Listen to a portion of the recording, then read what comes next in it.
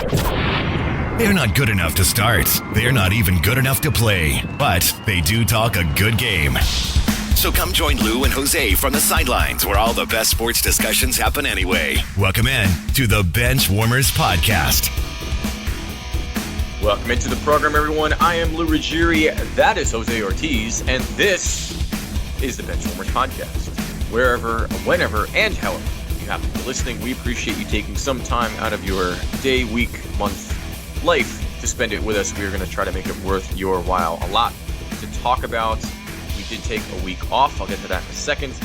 This is season 2. This is episode 13. It's our 63rd show in total, if you want to keep score at home that way. You can go back and listen to all those shows on the iHeartRadio podcasting app, Amazon Podcasts, or follow us along wherever you get your podcasts. We're on Facebook, YouTube, and Instagram at the Benchwarmers Podcast, at the BW Pod on Twitter, or go to thebenchwarmers.com and find all the information there in one spot. Benchwarmers with a Z for marketing purposes. Big show to talk about. Big show coming up in a little while. Second half of this hour show, we're going to go NFL. We're starting off our divisional breakdown. Season's coming, and we couldn't be more excited. NFC South we're starting with out of respect for the Tampa Bay Buccaneers, defending champions. We figured we'd give them the nod and start in their division. And we're going to give our team-by-team breakdown and division rankings for that. And some other NFL news, Deshaun Watson in the news, Peyton and Eli Manning in the news, Aaron Rodgers, of course, perpetually in the news, but we'll get to that a little bit later.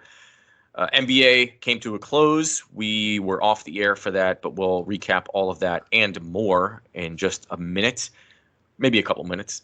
But first, Jose, I want to talk about some stuff that we don't normally talk about, but it just seems like there's an amalgamation of things that have happened over the course of the week we took off, not the least of which are the U.S. not U.S., but the Olympic Games involving the U.S. And there's a lot going on here, but first and foremost, I want to ask you, have you even been paying attention to the Olympics this year? Yeah, I mean, I've been paying some attention. I really wanted to expose my son. I think that's really what motivated me. He's going to be 4 years old. I felt like, hey, this is something other than Paw Patrol that you can watch. And, maybe. I wish I knew what that was, but, but no, you don't know. Maybe develop a little interest in some athletics. So I've been watching. I watch a little basketball, watch a little swimming. I think I'm mostly intrigued by how fast the swimmers are. It's just incredible sometimes to just watch it. And then the gymnastics, I'm always in awe of too, because it's just I can't even come close to doing the things they do. But I wouldn't say that it's appointment television for me. It's been more background. I'm not staying up or like, oh, it's Olympics, I got to watch it. It's just if it happens, I turn on TV and keep it in the background. Yeah, I think the U.S. basketball is the big one of note. I think the U.S. just lost to France, and that hurts. I mean, I think that's their first loss in the Olympics since 2004, if I'm not mistaken. That was the LeBron's James game where they won the bronze that year, even though they had Iverson, LeBron. I think Carmelo was on that team. And this loss, France was on. They went on a 16-2 run, I believe. And I was just thinking about the irony, and it's kind of a shot, but it's historically speaking, you would think that no one would be afraid of France's shooting, because traditionally they're not big on shooting. They sort of just cower away. Sorry, that's too soon. But yeah, I was very surprised. I don't know what to think. I guess the Olympics, maybe the original dream team is what started all this. I guess the gap between the countries now. I mean, we saw Luka go off for 48 points in their first game for Slovenia, and so. There's a lot of good teams. I mean, Rudy Gobert, was on the France team. He made his presence known, I guess. It's very interesting. It's hard to, I don't know. It's been hard to really get into it. I was trying to watch men's volleyball earlier today just to kind of get in touch with it. But I don't know if it's the crowd not being there or it's just some of the games where I'm like, well, are you really an Olympic athlete if you're playing volleyball?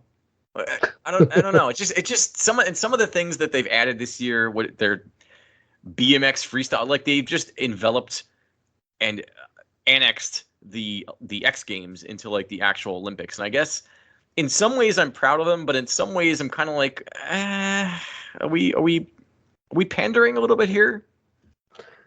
Well, yeah. I mean, isn't that? I mean, it's sports at the end of the day, or the Olympics. They want to make money. The NBC, probably I don't know where it's being aired in other countries, but NBC for the United States, they want to make money. And so, how do you make money? You target younger crowds because us old people are jaded, and we have other things to do with our time than watch the Olympics all day, every day. But maybe a 15-year-old kid who's home for the summer might tune in to watch the Olympics because there's going to be some BMX or BMX, mountain biking, or whatever it is, or skateboarding. So I think you're seeing a lot of sports other than baseball do what they can to attract young audiences, young urban audiences for that matter. As far as the basketball, there's actually if they don't win gold, it'll be their first time not winning gold since 2004. But it's actually they had a 25-game winning streak going, and it was snapped. But I think you hit the nail on the head. It's just there's so many great players in the NBA, and they're not all from the United States. And I think also one of the things that happens in the NBA, you can correct me if you think I'm wrong. An NBA Finals ring is much more valuable to NBA players than an Olympic gold medal. And I don't think it's particularly close. Not according to Luka. Luka Doncic very infamously said a couple weeks back that he would much rather win a gold medal for his country than he would. He said he wanted both, but he said between the two, he would choose the gold medal over the championship. I guess there's nothing that's 100%, but I guess Luka's in the minority because I think most players. I mean, that's the only one that comes to mind in your defense. It's fair. It's fair. It was very, and he's a very prominent player too. Noteworthy so it's thing fair to say. Yeah. Yeah, no, it's certainly noteworthy. I think, if let's say Giannis hadn't won the championship with the Bucks, but he went and won won Olympic gold. I don't think it would be like, oh well, who cares? I didn't win the finals. It's just so either way, I think what happens is a lot of the players are just opting out and say, hey, I'm going to just rest and get ready for the NBA finals. So I'm sure the U.S. will be fine. They're not going to just go undefeated and blow everyone out anymore. It's just not going to happen that way. Yeah, no, I think you're right, and it's just I was curious. Was there an event that your son was particularly fond of or into? Women's gymnastics. He was all about it. Like the pole, not the pole, but what's the one? Not the vault. I guess it would be, or where they just run and like kind of leap off the thing and do a flip. And he was not quite doing that, but he was running to the couch and kind of launching himself onto the couch in a way. Oh, wow. There's no flips or anything afterwards, but yeah, I had a very unfortunate incident in high school with the pommel horse at some point. Whenever we had to do that, yeah, it was not fun. I'm happy not to be sterilized after that. But I don't know, the volleyball. It's so funny. I think maybe it's just some of the people that are. Because I was watching, like I said, men's volleyball earlier, and I started thinking like, if like Giannis and LeBron were on the volleyball team, I'd be watching. Just imagine, it's just random guys, just, Joe Schmo out there. Like, come on, man, who is this guy? But I am impressed that they've been adding things. Trampoline is now an Olympic event. What? I missed that one. I missed that. Now we're getting wrestling is back, which I'm very happy about. Surfing, sailing, rhythmic gymnastics. I don't know who that's for, but I guess I'm sure it's a bunch of things that I'm not capable of doing. Judo, karate. But, like, how long is it going to be before we see, like, beer pong and flip cup? I mean, that's... The trampoline thing, you're just trying to inspire a freaking nation of 8-year-olds who are doing tricks on their trampoline in the backyard and think that maybe one day they can make the Olympics. I mean, it's a lot more Olympics or whatever. Practicable than the biathlon. You're skiing and shooting a gun. I mean, I don't know. No. It's interesting. I'm interested in how the men's basketball team does. But, yeah, overall, I haven't been super excited about the Olympics, which I'm not happy to say. I don't know. It's just my interest. The ratings are overall down. I think that maybe. I think the crowds, the lack of crowds, really affected it. I think it's just there's no energy. Right. Exactly. And it's palatable.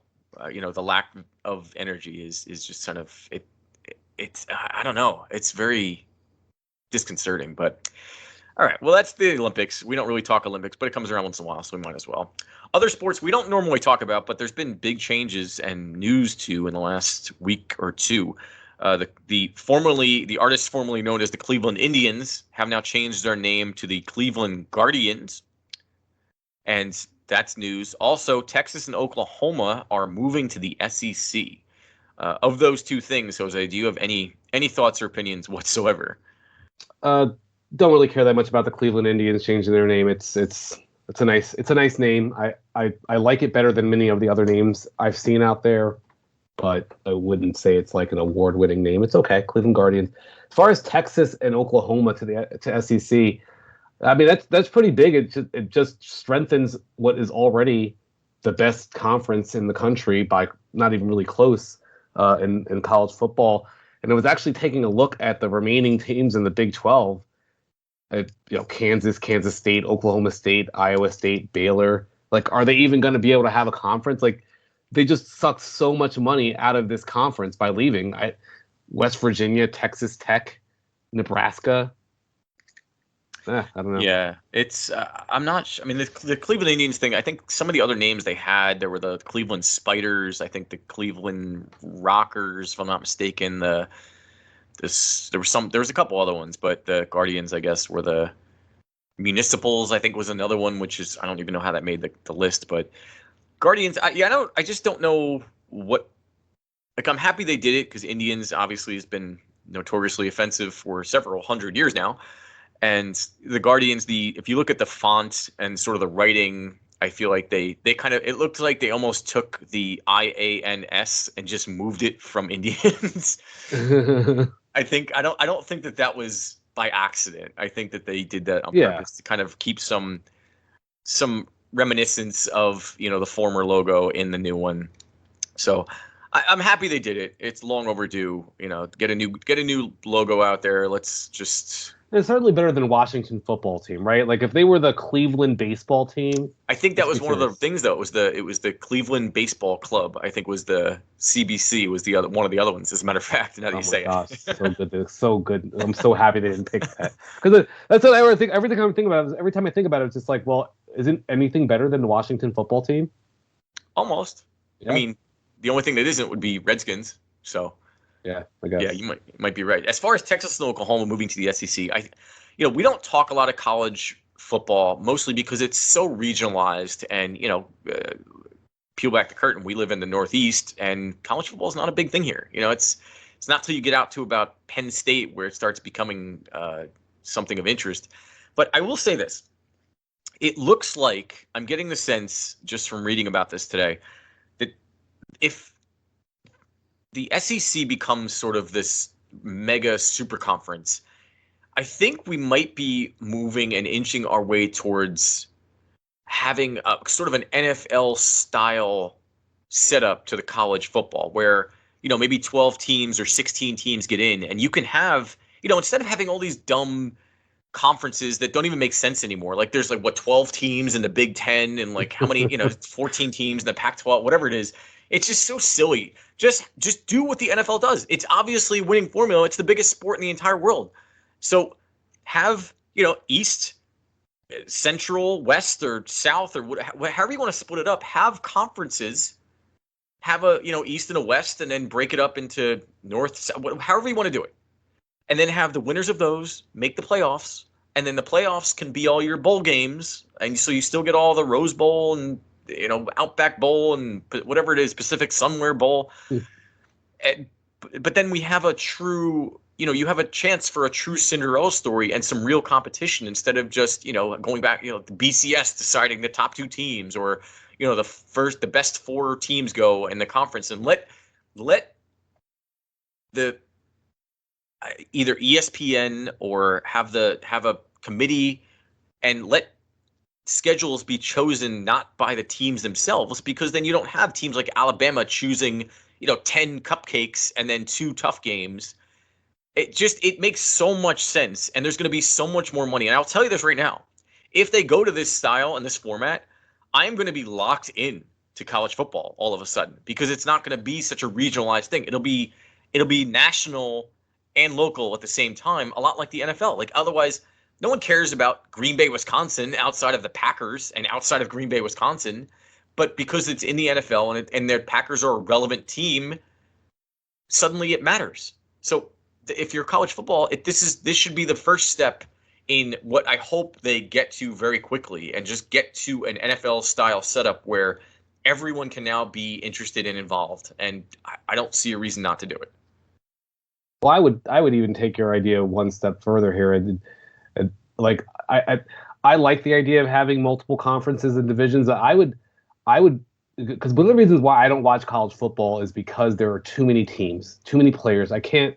I'm not invested enough. Whether it's not just because Northeast or whatever. Like there's just too many players. I can't keep track of it all, and it changes every year, and it's so hard for me to focus. But if there were a division that say had, like the NFL, maybe 30 teams, right? And you said you split it up however you want to do it, like you said, Northeast, West, South, and then there were other conferences in the NCAA, and you could have a soccer style relegation where I was just going to say that you have the top conference. Hey, bottom 5 teams, you go to the second. You go to the lower conference, and then conference B, let's just say those top 5 teams go up to the new conference or to the higher conference, and you could probably arrange it with 4 to 5 different conferences, and this way you don't have Rutgers playing, losing 70-0 to Ohio State. If you're like whatever, I'm trying to think of a team, but Boise State is just a team that came to mind. They're probably a bad example because they're a pretty good program, but so one of these teams in like the Sun Belt Conference or the MAC or whatever, they have a chance to actually Appalachian State or what is the Minnesota Bison or whatever. You have a chance to actually get to a higher level. Now you could say, hey, people will say, listen, now when you're in the MAC or one of these other conferences, people can just bash your conference and say, well, you're just trash because your conference is trash. Well, now if you win your conference one year and then you move up to the stronger conference and then hold your own, right now who's talking? Now you have a chance to really prove yourself and get in there and get into the national conversation. So I like your idea. I feel bad about the other conferences because I don't know if they're going to do what we're saying to do, but the SEC, this is the way to go. You want a superior conference with all the good schools and all the good talent all playing against each other. That's what we really want to see. Yeah, I agree. I think it's a great idea. So pay attention, Mark Emmert, and listen up. College football. Let's get this going. Because I swear, if they start doing this, they better give us some money because this is definitely our idea. No one has said this. No, I've seen ideas like it this week. There's been a little bit of talk about it, but I would feel proud if they got to this sooner than later. I think we could take a little bit of ownership there. 1%. Yeah, something 1/10 of 1% would be, my God, billions of dollars industry. All right. Well, speaking of small towns winning championships, the Milwaukee Bucks have won the NBA Finals. I think we'll take a break and come back and talk that a little bit. We can wrap that up and wrap up our thoughts and feelings on the NBA Finals because we were out for the last week or so we kind of haven't had a chance to touch base since Game 3. I think we used the last time we checked in. So when I proclaimed that the Suns were going to run away with it, so yeah, we'll get to that. We'll get to that. We're all we both have some amends and mea culpas to make. So we'll take a break and we'll come back and we'll talk NBA. And coming up in a little bit, we have NFL to get to as well. So stick around. There's a lot of show left. This is the Benchwarmerz Podcast. Thanks for listening to the Benchwarmers Podcast. Follow along with us on the Benchwarmers Podcast on Facebook and Instagram. And don't forget to review us on iTunes, Google Play, or wherever you get your podcasts. If you're sick with COVID-19 or think you might have it, take steps to help protect other people from getting sick. Stay home except to get medical care. Call the doctor before visiting. Separate yourself from others who live with you. Wear a cloth face covering to protect others. Cover your coughs and sneezes with a tissue and clean your hands right away. Avoid sharing items with other people in your home. This includes things like towels and bedding. Be sure dishes are washed in hot water or the dishwasher before anyone else uses them. Stay aware of how you feel. If you start to have difficulty breathing or if you're worried about your health, call your doctor. For more tips, visit cdc.gov. Welcome back to the Benchwarmers podcast, where being all talk is actually a good thing. Now, back to the action. Or talk, I guess. Welcome back to the program, everyone. I am still Lou Ruggieri. That's still Jose Ortiz. And this is still the Benchwarmers podcast. Hopefully, you're listening along on either the iHeartRadio podcasting app, Amazon Podcast, iTunes, Google Play. You can follow us on Facebook if you are YouTube. We're on there. We don't have any video up, but it's a fun little avatar of Jose and myself on there. Facebook, Instagram, at the Benchwarmers Podcast, at the BW Pod on Twitter, or go to the Benchwarmers Podcast or the Benchwarmers.com, for all news notes and links to those aforementioned places to listen. First segment went by very quickly. We touched on a lot of things we don't normally talk about. Olympics, the Cleveland Indians changing their names to the Cleveland Guardians, Texas and Oklahoma moving to the SEC. Coming up, we're going to get back to our bread and butter, the NFL. We're going to break down the NFC South and get to some NFL news. But first, Jose, we were off last week and we kind of missed out on the immediate reaction to the Bucks winning the NBA Finals. And it was impressive, to say the least. I mean, just your takeaways, just some initial takeaways from the one of what I think is possibly the best closeout game we've ever seen in the finals. And what happened to the Suns? Well, I don't know who it is that says this on TV, but it's a make or miss league, right? And some commentator says it all the time, and it's really what happened here. The Suns just stopped hitting their shots. I don't want to take anything away from the Bucks. They showed incredible resilience throughout this postseason. They were down 2-0 to the Nets, started off down 2-0 to the Suns, and it feels like the Suns were just able to find that extra level of intensity, that extra gear, and the Suns just couldn't match it. And you saw it time and time again, especially in the second half and the fourth quarter. Just felt like the Suns just couldn't close the gap. And Giannis was just, it's just one of the more dominant performances we've seen in the finals in quite some time, really since LeBron and the Cavaliers were able to upset the Golden State Warriors. And what I saw is Giannis just basically being able to do whatever he wanted in the paint. No one could stop him. But when you have a dominant player in the paint, really what you have to do is knock your three-point shots down, right? When they come down and get a dunk, you've got to be able to come back and get a three-pointer. And the Suns shot 29% from in Game 3 from three-point line, 30% in Game 4, 24% in Game 6. When the Golden State Warriors were able to knock off LeBron all those times, it was because they could hit the three with such regularity and consistency that it was basically negated and overshadowed anything that LeBron could do offensively. And then also the Bucks had their other players like Chris Middleton and Jrue Holiday show up, and it feels like the Suns just kind of hit a wall where I'm not sure if it was energy or hey, this is just as good as we can play. Yeah. But when the Bucks stepped it up, the Suns weren't able to meet that competition. And I just give credit to the Bucks. They outlasted the competition. Good for them. Congratulations. Yeah, ironic that the Suns hit the wall, because that's the thing that's been stopping Giannis the last couple seasons is that built up wall by the Heat and then was it the Raptors? Mm-hmm. A couple back-to-back years there. Giannis, to touch on the Suns, it felt like, I don't know if it's just my impression, but it felt like ever since Devin Booker had his nose broken by Patrick Beverley, he just wasn't the same. And granted, broken nose hurts like hell, and you're not going to be the same right away. But it just felt like some of the fire. Maybe it was the length of the season that he's not used to playing this late in the year.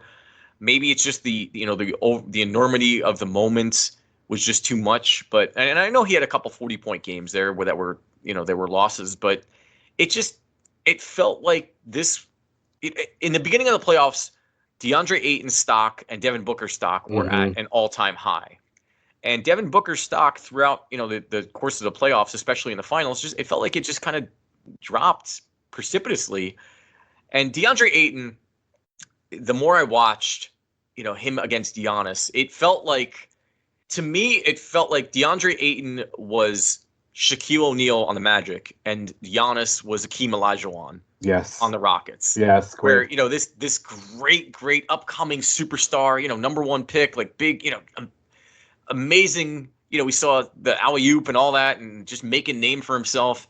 And then Giannis just comes along and is like, hey, young fella, you're not there yet. Just hang out for a bit. You got to cut your teeth a little more and put your time in. You'll get there. But right now, I own you. And it's the only thing I kept thinking of, because Ayton is a great center. I mean, you could see him; he really emerged. But Giannis and I have to make an apology to Giannis, because I likened him to Lamar Jackson, and maybe I'll make an apology to Lamar Jackson after this upcoming football season. But Giannis, it felt like he was a one-trick pony. He couldn't hit his free throws, and as soon as that wall was built up, we saw it back-to-back years. They just when teams were able to game plan around him and form a defense specifically catered to him, he didn't have the pieces around him or the ability to kind of change up his play and adjust. And then this finals, it's like everyone figured it out. Budenholzer figured it out. The rest of the team figured it out. And Giannis himself figured out, like, oh, wow, I'm bigger and stronger and more athletic than anyone else around me. And if I'm down in the paint, there's nothing anyone can do, no matter what. And, DeAndre Ayton tried, but then he got in foul trouble, so he became, almost a liability. Mm-hmm. And the other thing that happened that I think the Bucks did that it kind of goes underappreciated was having Drew Holiday pick up Chris Paul at midcourt or even further back. Almost not a full court press, but like a 75% court press. And I think, Chris Paul, being the age that he is and the amount of minutes he has on his body, that's tough. You're getting defended, and it definitely disrupted the, you could tell the offensive timing and the rhythm that, the pick and roll that Chris Paul was just destroying teams with. And the Suns it felt like they didn't have an answer. And even though Giannis was almost 50% of their points in that game 6. Middleton didn't really show up big in terms of offense. Neither did Drew Holiday. Brook Lopez had a good string there where I think he had 6 points that were pretty critical. But Giannis's performance was legendary. I mean, to put up 50 points, 14 rebounds, 5 blocks. I think he's the only other player since Shaq to have 3 40-point performances in a finals. And aside from maybe Michael Jordan's closeout game, again in game 6 against the Jazz, I think where he had 45 points, the game-winning shot, this 50-point performance by Giannis is going to go down as possibly one of, if not the best ever. Yeah, absolutely. And what actually stood out to me too, you talk about, we mentioned a couple times during the regular season how we thought Drew Holiday, we thought that the Bucks had maybe overpaid for him with the draft capital and things like that. But sometimes you just don't really understand the impact a player is having defensively, even outside of stats, steals or block shots. There was a clear upgrade defensively for this team when they moved on from, I think it was Eric Gordon to Eric Bledsoe to Drew Holiday, and we saw that really play itself out in this finals. And really what you can look at is the closeness of the games. Game 6, they won by 7 points. Game 4 or game 5, they won by 4 points. Game 5, game 4, they won by 6 points. So 3 games in a row, all decided by just a few possessions.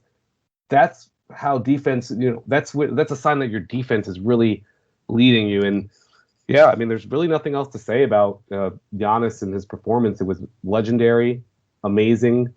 It was almost like a hero's journey where he kind of ascended to a new level towards the end of the story. And then, of course, we're hearing, I mean, just throughout the last week, just all these shots fired by Giannis about the super teams and, waiting for a superstar to join him. And listen, it's Giannis's world. He can kind of say whatever he wants right now. But I do think we'd be remiss if we didn't mention the fact that I wouldn't say that Giannis had to face a murderer's row to get here, right? Like, I don't want to take anything away, but, they beat a bad Heat team, kind of got lucky against an injured Nets team, beat an in-over-their-head Hawks team, and then faced a Suns team that also didn't really face the best competition in the Western Conference because of injuries. So, he's making a lot of comments saying he did it the hard way. He didn't have to get stars to come, and he didn't have to go join a super team. But at the end of the day, a ring is a ring. You got your ring, but your ring's not any more valuable than LeBron's ring or Jordan's rings or Bird's rings or Shaq's rings or Magic's rings because they played with other Hall of Famers. Well, I mean, I agree up to a point, but I mean, you can only play who's in front of you, and Fair. That's the way that Kawhi Leonard got his second ring. I mean, that's you take away the Kevin Durant injury and the Klay Thompson injury, and suddenly I doubt that the Raptors were going to win that finals. And then the same thing for the Warriors. I mean, the Warriors, had it not been for a Chris Paul injury, with a hamstring, the Houston Rockets had them on the ropes for Game 7. So it's just kind of, and I mean, look at LeBron. Even some of the other Warriors. I mean, LeBron is out there with Matthew Dellavedova. While Kevin Love is injured, Kyrie's injured, and I mean, it is part of the game. A super heroic performance, and it just is what it is. I mean, it is unfortunate because you want to see the best players play the best, but injuries are part of the game, and the healthiest team is genuinely going to win. But luck is also part of the game, and I think that sometimes that is goes hand in hand with injuries. I think. Yeah, it does. But injuries, who your competition is, things like that. There's a lot of factors to winning championships, and I not to get off topic here, but I wasn't a fan of the things that Giannis was saying just because it was like, oh, I loved it.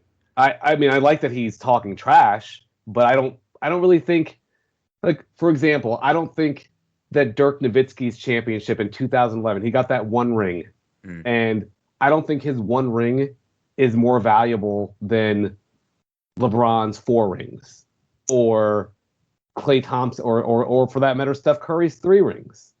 It just like you can't control. I mean, you guess you can control who you go to.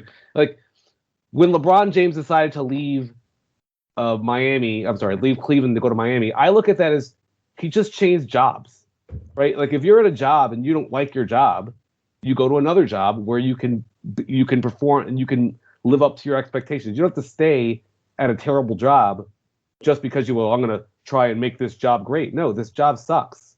You can leave and go to a better job. It doesn't make you a bad employee. I mean, I see what you're saying, and I agree up to a point. But I think, I mean, keep in mind, you talk about injuries. I mean, Giannis, for, another inch one way or the other, his knee would have been in two pieces. He had that hyperextended knee. We thought his season could have been over after that happened. Yeah. So it's not like they didn't battle through some injuries. And, Dante DiVincenzo early in the year is out. He was out for the entire year. Not that he's like a huge player on that team, but he's still put up points. And guys like, Michael Portis coming off, spending the beginning of camp. I mean, he was cut by the Kings, I think, and then got signed by the Bucks. PJ Tucker, the journey he's been on. I mean, it's just, you could call it maybe lightning in a bottle, I guess, but I guess the Nets team, I mean, James Harden is not, I don't put that on luck. I put that on poor preparation because Harden came into the season out of shape. Yeah. And, Kyrie's injury is, I mean, he's notoriously fragile.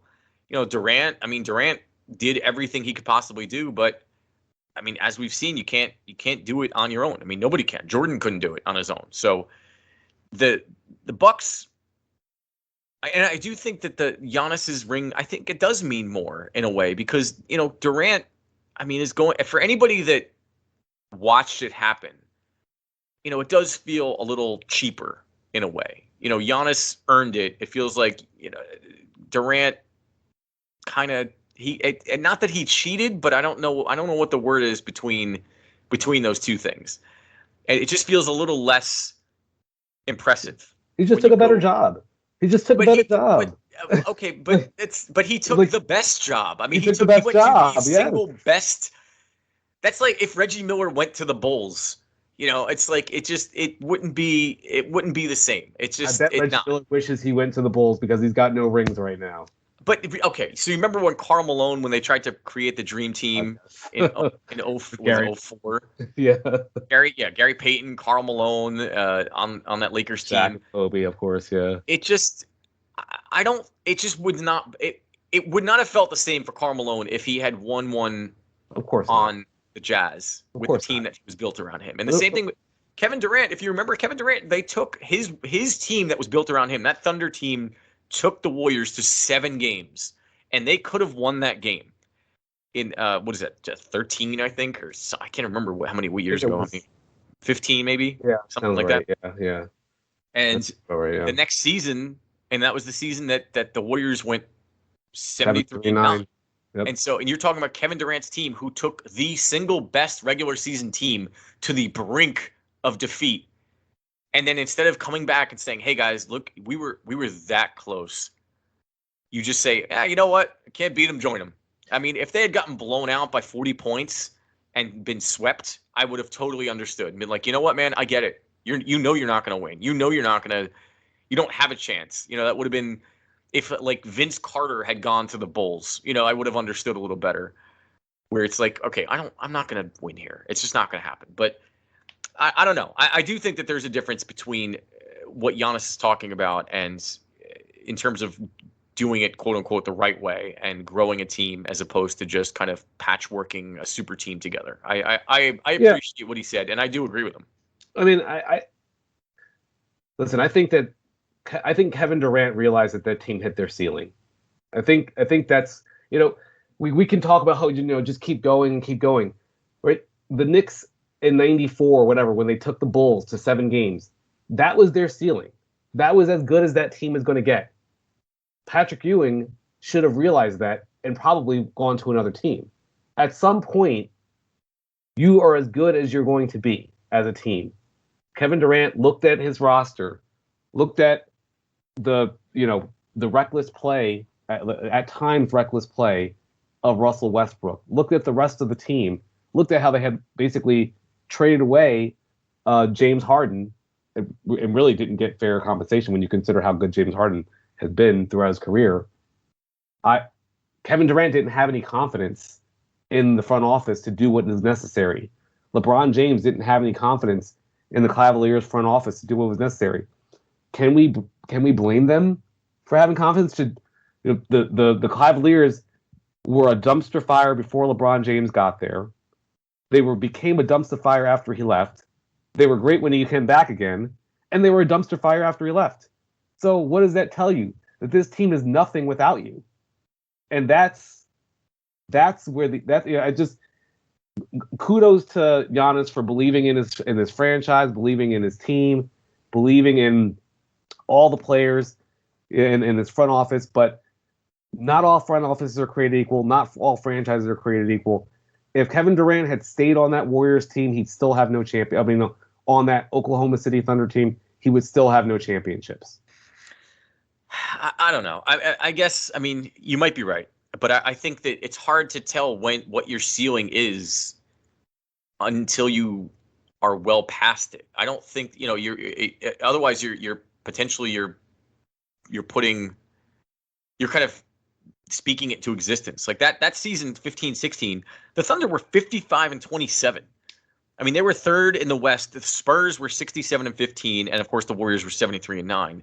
And it's hard to think that you can stop. You're a 55-win team, and you're just like, nah, we're not gonna. This is probably it, guys. Yeah, I don't know. I mean, how many more wins? Like, I don't remember the Oklahoma City Thunder having that many 60-win seasons. I don't know they're like record by record, off the top of my head, but I bet there are a lot of players when they look back at their careers. Allen Iverson's the guy who comes to mind when the Sixers went against the Lakers in the finals, and he had that infamous shot where he steps over Tyronn Lue. That was their ceiling. Allen Iverson probably had maybe 3, 4, 5 more great seasons after that, but the Sixers were never really great after that. They had hit their ceiling as a franchise, or as a team, and you can try and add pieces, but if you don't have faith in your front office to add the right pieces, you're just wasting years away. And honestly, narratives go away and they will fade away over time. Championships stay, rings stay, and yes, right now we know that Kevin Durant went to the Golden State Warriors and probably took the easy way out to get a championship, if you want to say it that way. Although I don't really think there are really any easy ways out. I guess that's the easiest way out, I suppose. But he was still the best player on that team for back-to-back years. He was the one who made it a super team when they, they needed him to beat LeBron, and because they couldn't beat Cleveland when they were full strength, as we saw.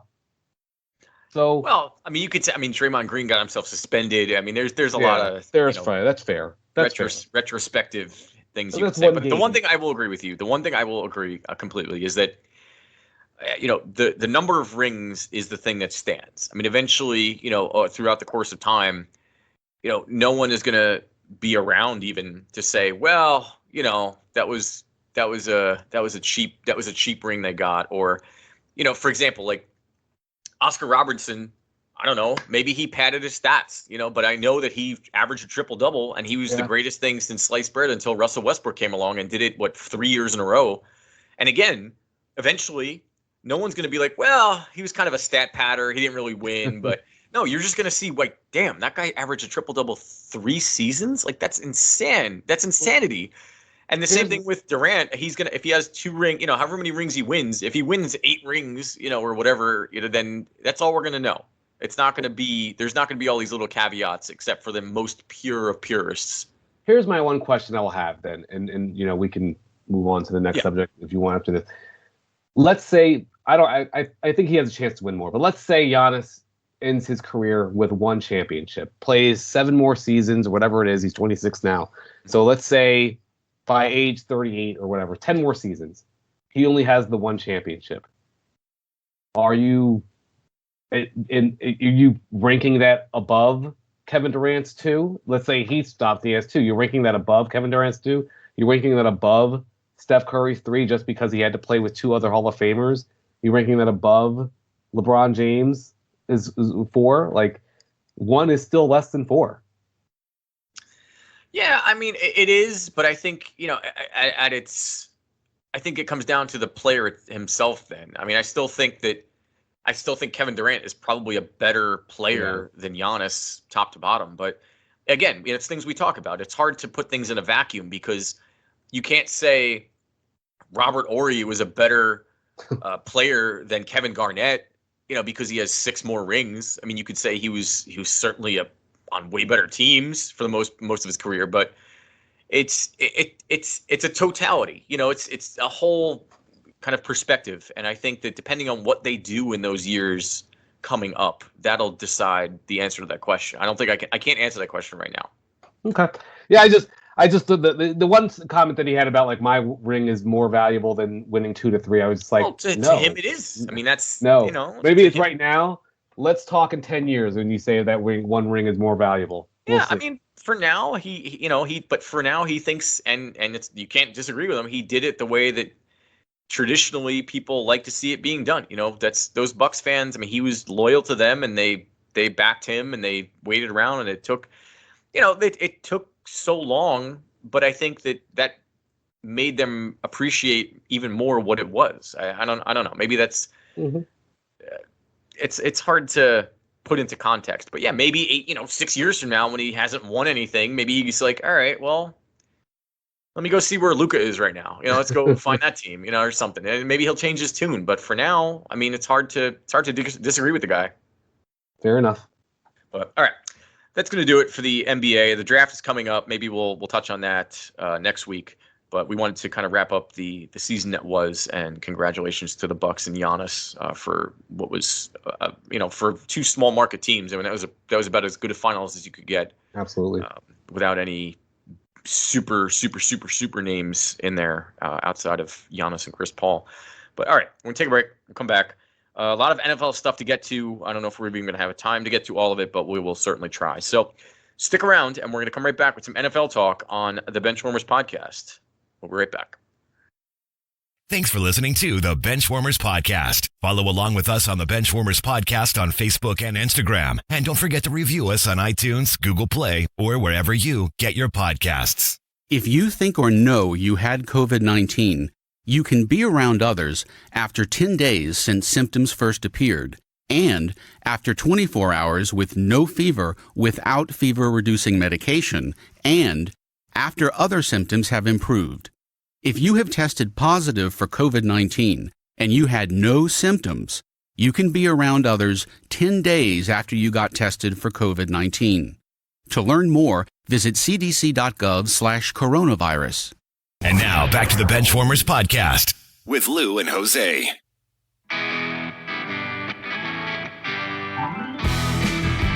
Welcome back to the program, everyone. I am Lou Ruggieri. That is Jose Ortiz, and this is the Benchwarmers podcast.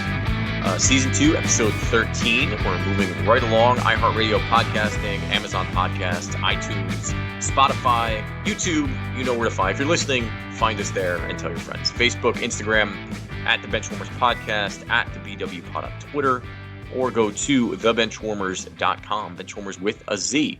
Show is flown by. The Olympics have begun. We touched on that earlier in the show. Congrats to the NBA champion Milwaukee Bucks. We just got done talking about that and wrapping up the NBA season. And now it's time to move on to some NFL news and talk. And I am so ready for the NFL, Jose. I mean, the NBA is a nice stopgap. I appreciated it, but there's just nuts. Sundays during football season, you have to drag me out of my house. I don't want to know anybody. I don't want to talk to anybody.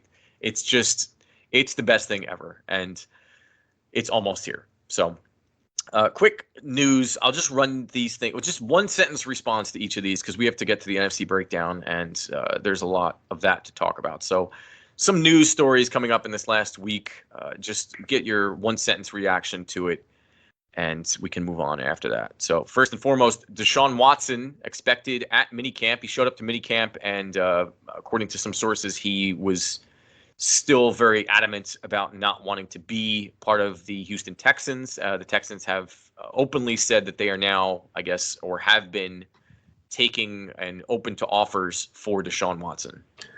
I can't imagine a player having less leverage. Like a player of his stature having less leverage than Deshaun Watson. Just show up and play and shut up. Yeah, I mean, I think that while the 22 separate sexual assault lawsuits are terrifying, I think most of them it's a civil case. And I think now is a great time to buy low on Deshaun Watson because they originally wanted 4 first-round picks. I think you could convince them because now the Texans have almost no leverage either because it's Deshaun Watson saying he doesn't want to be there. So I would offer, 2 first-round picks and maybe a quarterback or some position players and just say, hey, you want him to.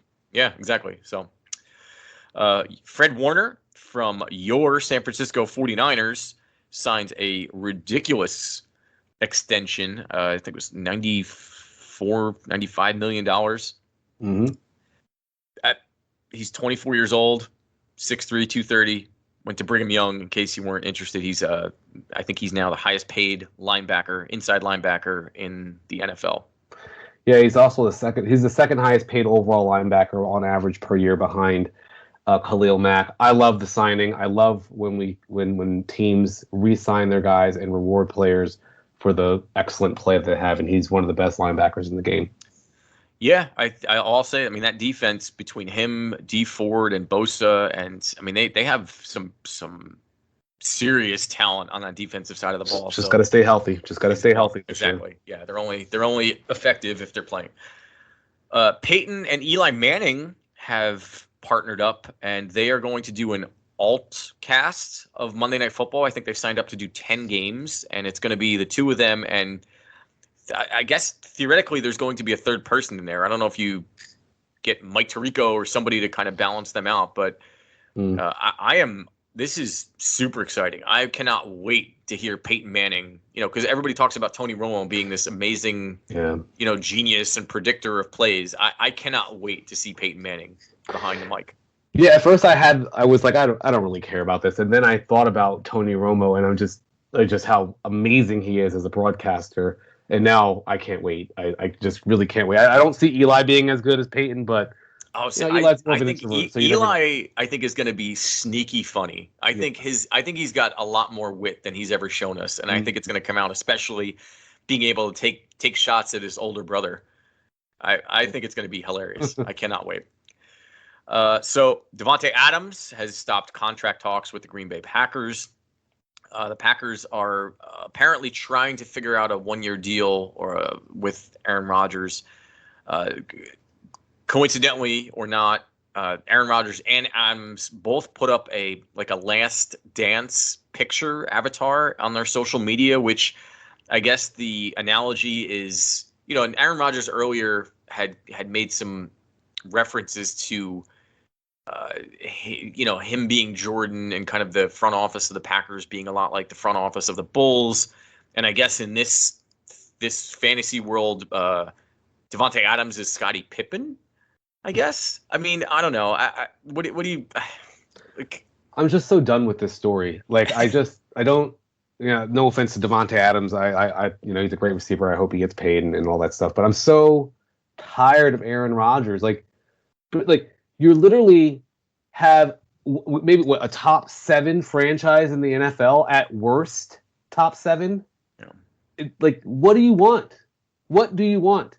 You had 3 bad seasons or 3 mediocre seasons. You're 37 years old. The team said, you know what? Let's not get ourselves caught in a lark and buy, or lurch, just to say, and buy and get a highly drafted quarterback. Then he throws 48 touchdowns, and I'm like, I was this good this entire time. No, you weren't. You weren't this good this entire time, because if you were, they wouldn't have drafted another quarterback. Gosh. Yeah. I mean, I first of all, the Last Dance reference. Yeah. Stop it.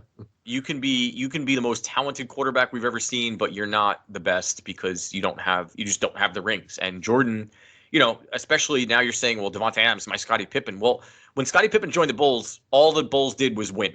They won 6 titles with those 2 guys. And, Aaron, he's an amazing quarterback. Davante Adams was probably the best receiver in the league last year, but it amounted to basically nothing. I mean, they made it to the NFC Championship and got put in their place. I think that this is getting ridiculous. I mean, Aaron Rodgers, all I keep hearing about is how you read about him and it's like everything is calculated. He doesn't do anything by accident. Why don't just come out and say, why is all the passive aggressiveness? You're 37 years old. Just be an adult. Use your words. If you don't want to be there, say you don't want to be there. It's okay.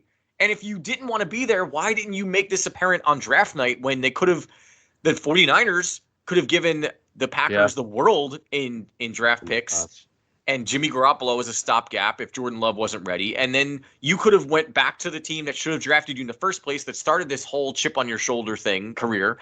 And then everybody would have been happy and this would have been done with. And you could be practicing with your new team who just signed an inside linebacker and giving you the defense that you've never had in Green Bay. I don't understand what's the end game with this? It's just, I'm going to sulk and cry and bitch and moan and just be upset and not talk about it, but I'm going to show up to camp, but then I'm not going to really be there. And the Packers too. If you're the Packers and you think that Jordan Love is ready, you be the ones to say, hey, Aaron, we got our guy. Remember how we did this with Brett Favre and you were our guy? Well, this is happening to you now because this is our guy. If he's not your guy, then figure out what he wants, Aaron Rodgers, and give it to him and just shut up and play. I just don't understand. Yeah, it actually looks like there's some breaking news though. Over the last 12 hours, it seems like that there seems to be some optimism now. Actually, that the Aaron Rodgers was going to return for at least one more season. So Yeah, I just read that 42 minutes ago. He had it. I mean, he has one more year on his contract, and the Packers have made it abundantly clear that they're not going to do anything. And so, I guess it's either sit out and be fined or shut up and play. And I think that maybe they're finally figuring this out, but it's just so ridiculous. I mean, my God. And finally, speaking of Scottie Pippen, it looks like Michael Thomas actually Scottie Pippened the New Orleans Saints. Speaking of Last Dance, he was supposed to have surgery, I think, on his ankle, was it? Yep.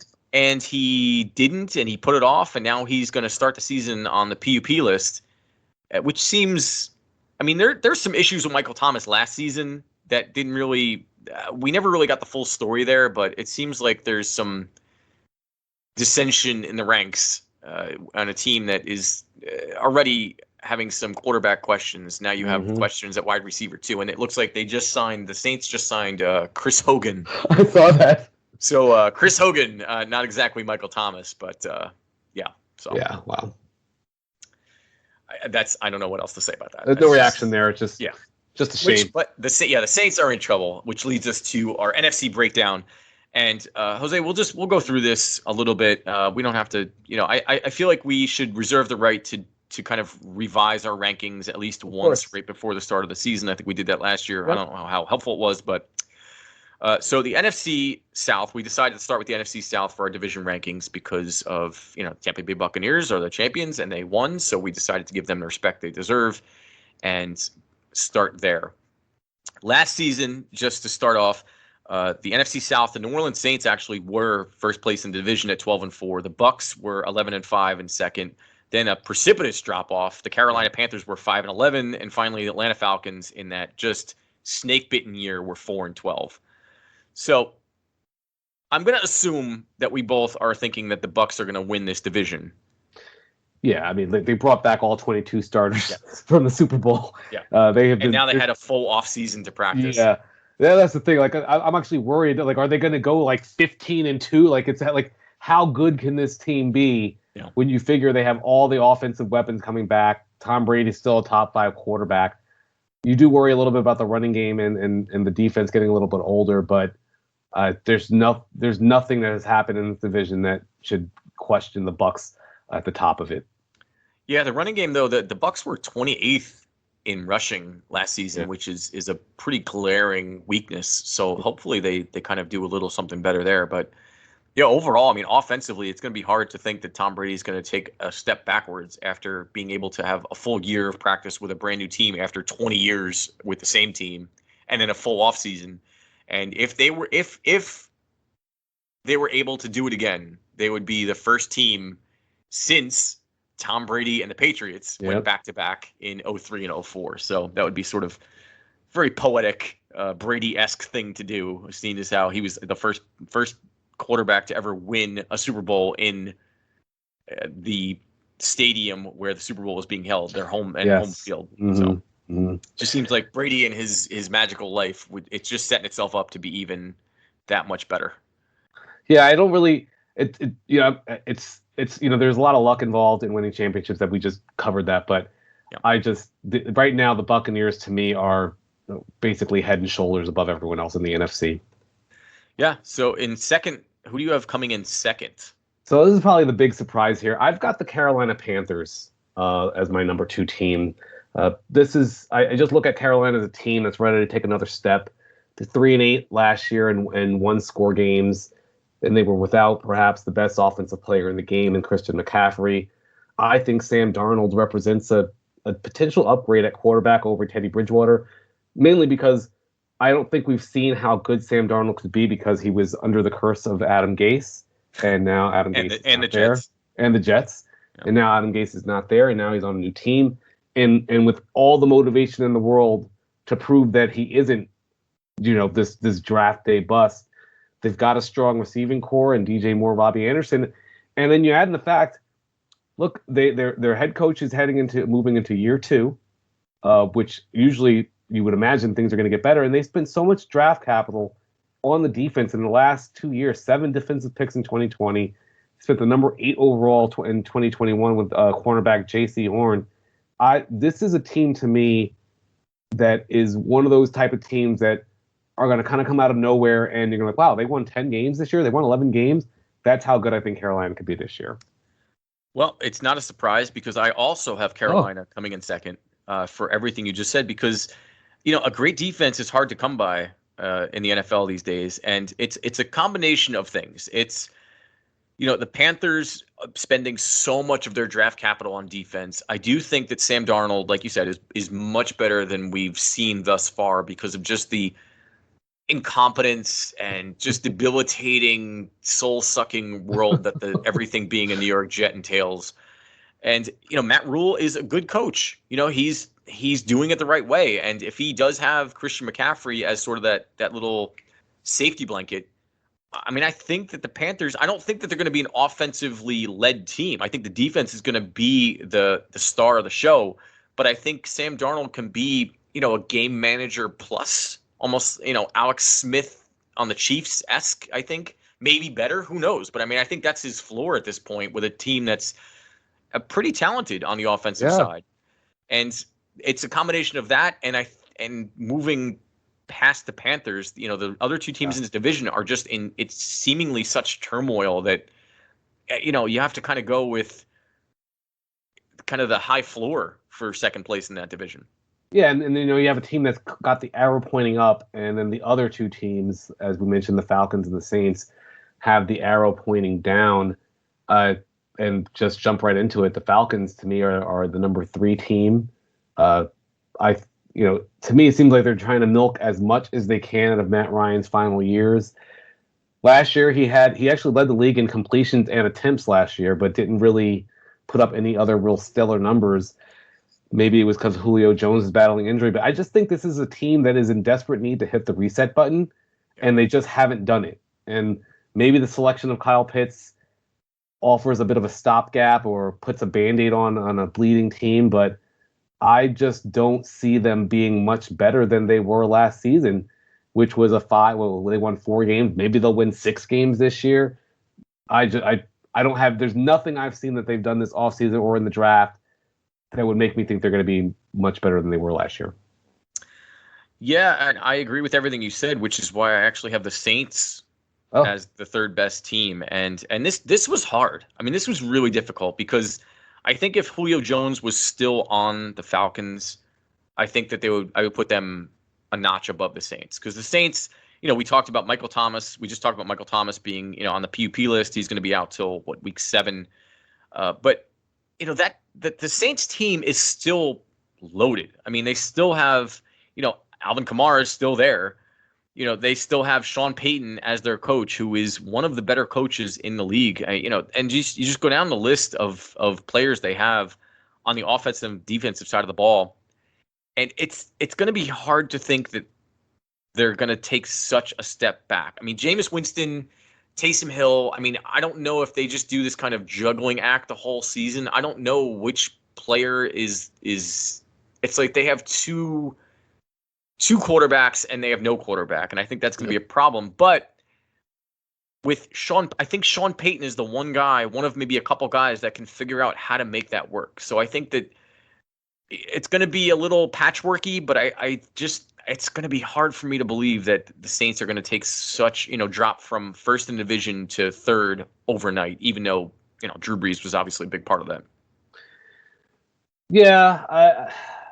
The Saints, to me, all last year, I know they were 11-5. They looked like a team that was barely holding on to me. Like when you watch the games, It just didn't feel like they were a very strong team. They got the wins. They got to the playoffs. They did what they needed to do. I don't have a lot of confidence in a Michael Thomas-less Saints offense. Can Alvin Kamara carry this offense by himself? We haven't really seen him carry the team by himself, and now there's no Drew Brees. You talked about Jameis Winston. We've already seen who Jameis Winston is, an overly mistake-prone quarterback. Taysom Hill, does he really offer any upside? Like we know he's not going to give you the floor that Jameis Winston does, but he's not going to offer you the ceiling that Jameis Winston does as well. So now you're in a situation where you're like, well, do I want the high end capability, or do I want a game manager who's not going to wet the bed? I don't really think even the Saints, they are returning a top 5 defense, and that's certainly going to keep them in games. But I'm looking at the beginning of the season. They start off with the Packers. That's a loss to me. They start off with then they go to the Panthers. Maybe they win. I don't know. Then it's the Patriots in Gillette. I mean, that's probably a win for the Saints. But would anyone be surprised if the Patriots won that game? I wouldn't be. The Giants are going to be much better. Like, you just look, you could just pencil them in for 2 losses to the Buccaneers probably this year. I don't really see a path for them being a really strong team, and I look at them as definitely probably under 9 wins this year. Yeah, I mean, the Saints, I don't know. I mean, defensively, they still have Marshawn Lattimore, who's one of the better cornerbacks in the league. I mean, Cameron Jordan, I don't think he's ever missed a game, if I'm remembering that right. I mean, they have some talent on the defensive side of the ball. And Jameis Winston, I mean, here's the thing. Jameis Winston, you say we've seen what he is, but yes and no. Jameis Winston was on a Bruce Arians pass-happy team.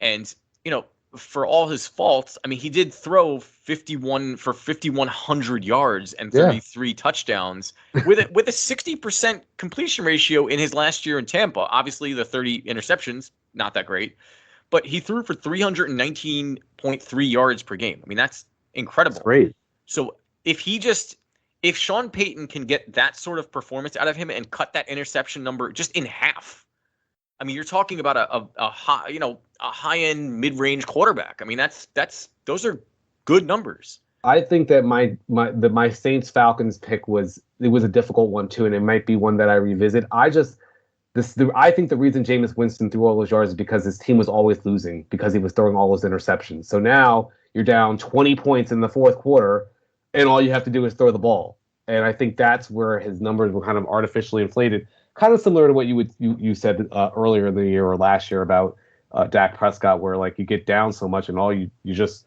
throw the ball for the rest of the entire fourth quarter, and the other team is just running the ball, and now you have a chance to really pad your numbers.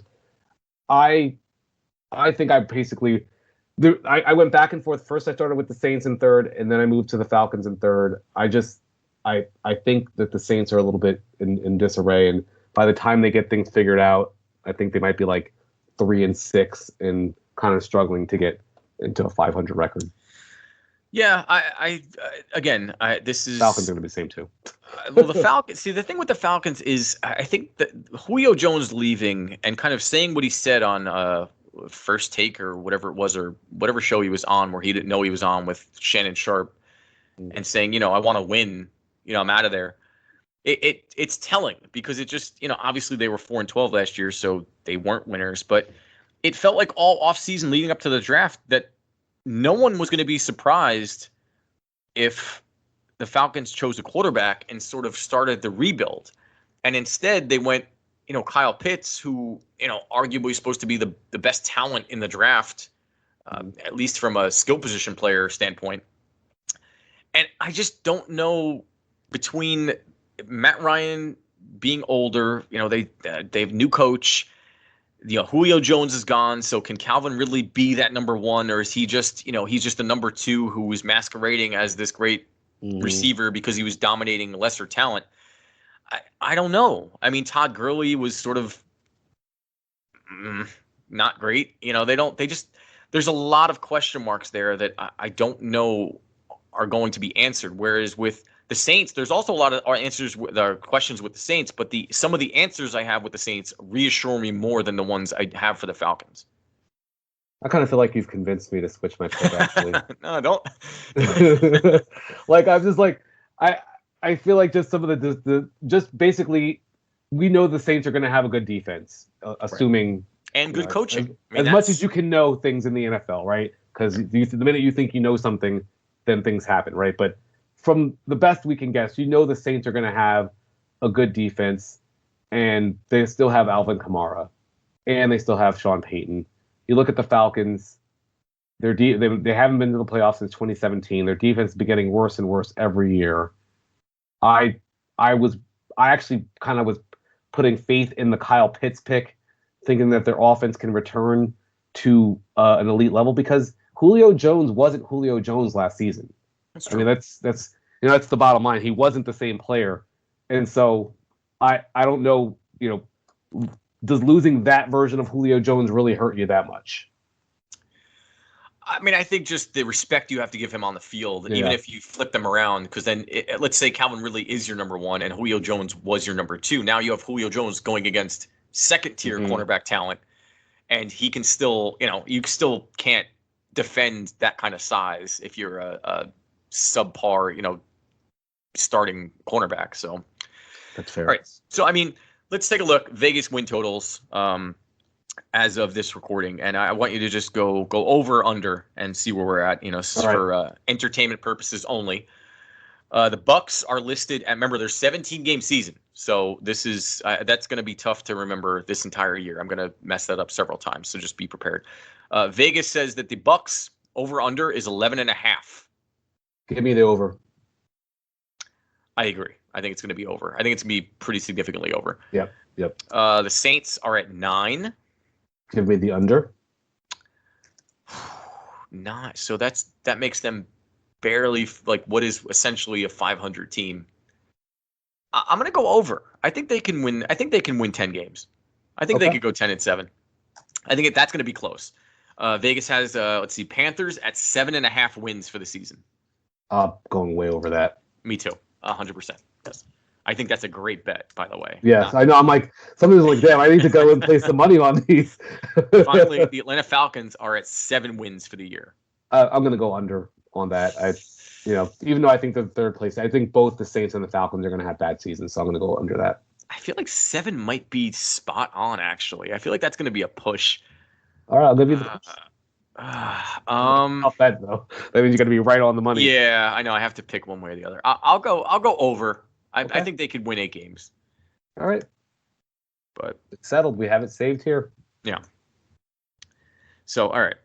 I think that's So that's our NFC South. And again, we reserve the right to revisit this at least once before the season, right? Probably the week before the season starts. We'll kind of see if we have any additions or subtractions or changes to make.